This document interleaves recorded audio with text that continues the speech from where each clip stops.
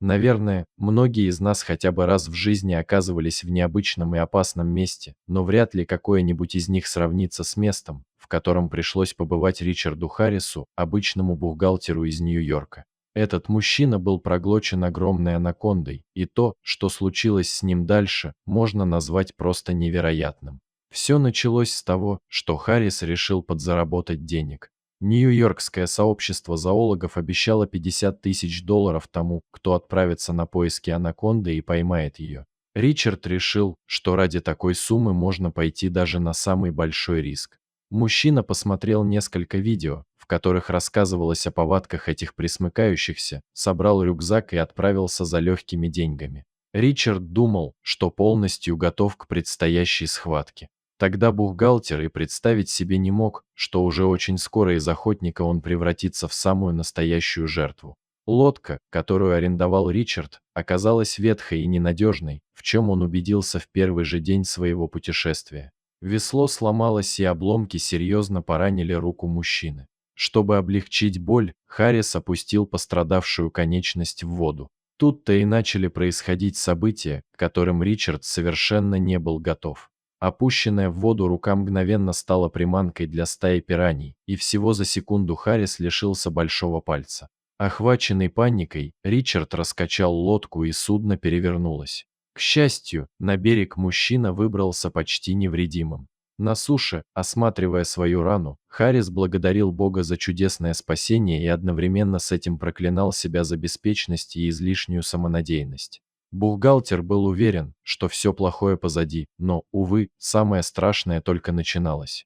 Совсем неподалеку на нижних ветвях дерева затаилась огромная анаконда, которая точно не собиралась становиться чьей-либо жертвой, и на прибывшего охотника у нее были свои планы.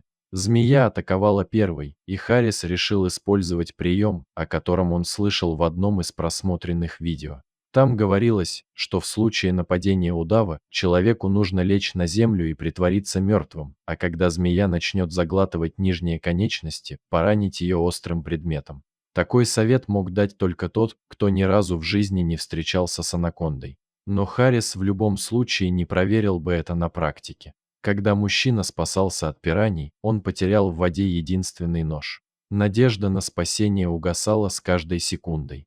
Как правило, прежде чем проглотить жертву, змея обвивает ее и сдавливает до потери сознания. Но анаконда, поймавшая Харриса, решила, что мужчина уже и так полностью обессилел, и его легко можно проглотить живьем. Ричард сопротивлялся до последнего, но все-таки не избежал участи практически полностью оказаться внутри змей. После этого он потерял сознание от удушья. Когда Харрис очнулся, уже смеркалось. Мужчина осмотрел свое тело и не обнаружил на нем никаких повреждений, кроме ожогов от желудочного сока змей. Ричард был в полном замешательстве, кто же оказался его спасителем. Немного оправившись от потрясения, Харрис изучил поле боя и увидел на земле следы от лап большой кошки. Скорее всего, на анаконду напал леопард или пантера, и, чтобы спастись, змея в быстром порядке выплюнула проглоченную жертву. Вскоре мужчина возвращался домой. Он еще раз перечитал объявление о вознаграждении за поимку змеи и выяснил, что срок годности предложения давно истек. Эта история учит нас не только тому, что на дату и условия приглянувшейся сделки всегда следует обращать самое пристальное внимание. Прежде чем взяться за то или иное дело, оценивайте риски и учитывайте свои реальные возможности. И помните, действительность почти никогда не бывает такой, какой мы ее себе представляем. Дорогие зрители, если вам понравилась эта история, обязательно поставьте палец вверх и поделитесь этим рассказом со своими друзьями. Если вы впервые на этом канале и еще не подписаны на него, рекомендую подписаться прямо сейчас, чтобы не пропустить очередную захватывающую историю.